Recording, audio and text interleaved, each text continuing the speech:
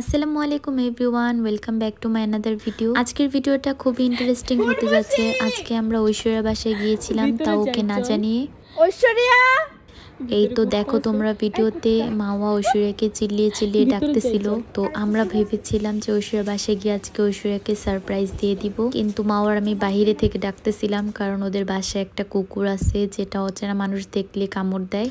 তো আজকে তোমাদের সাথে আমরা শেয়ার করব ঐশ্বরিয়ার বাসায় গিয়ে আমরা কি কি করেছি। এই তো দেখো অনেকক্ষণ পরে আমার বান্ধবীকে দেখা যাচ্ছে, ও নাকি ঘুমাইতেছিল। তো ঘুম থেকে উঠে ও আমাদের জন্য দরজা খুলে দিবে এখন। তো গাইজ আমরা ওর বাসায় গেছিলাম, পরে গিয়ে দেখি আমার বান্ধবী অনেক সুন্দর সুন্দর জুয়েলারি নিয়ে বসেছে। দেখো তোমরা, অনেক সুন্দর সুন্দর নেক পিসেস ছিল, তো আমরা সবাই পরে বসেছিলাম।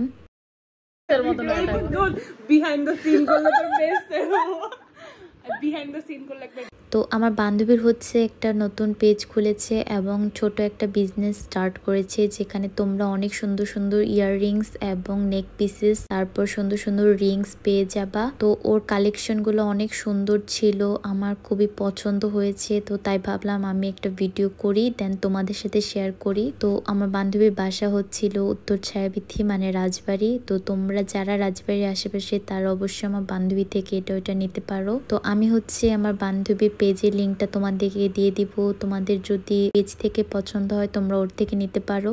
তো আমার হচ্ছে দুইটা জুয়েলারি খুব পছন্দ হয়েছিল, খুবই সুন্দর ছিল। ইয়াররিংস তেমন একটা পরি না, তাই আমি ইয়াররিংস নেইনি। তো তোমরা গেস করো তো আমি কোনটা নিয়েছি, দেখি তোমরা গেস করতে পারো কিনা আমি কোনটা নিয়েছি। অবশ্য ভিডিওর শেষে আমি বলে দিব। তো আমি আর মাওয়া গিয়েছিলাম ঘোরাঘুরি করার জন্য, কিন্তু আমার বান্ধবীর এত সুন্দর সুন্দর জুয়েলারি দেখে আমি আর মাওকে কিনে ফেলেছি। ময়ূরের কানের দুল, তাই না? ওয়াও,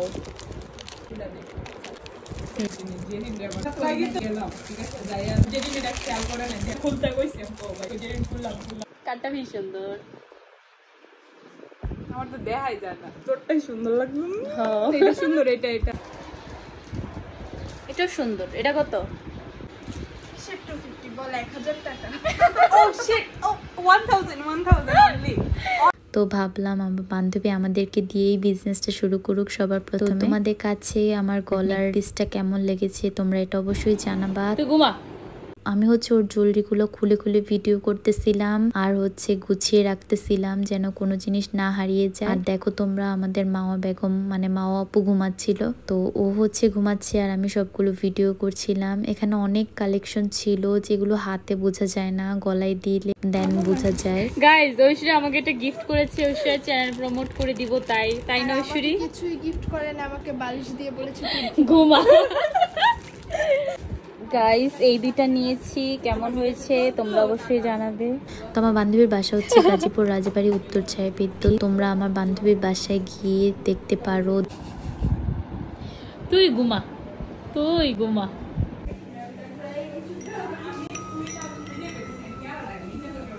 এই এই চুর, কি করতেছস?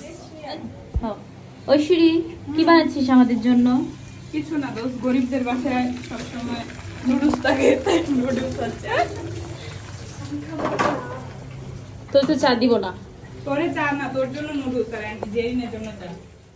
এই তো দেখো তোমরা, ভিডিও শেষে আমার বান্ধবী আমাদেরকে বসিয়ে এটা এটা বানাচ্ছিল, তো আমরা হচ্ছে ওয়েট করতেছিলাম। আমরা এখন চা খাবো। চা খাওয়ার জন্য আমি এসেছি।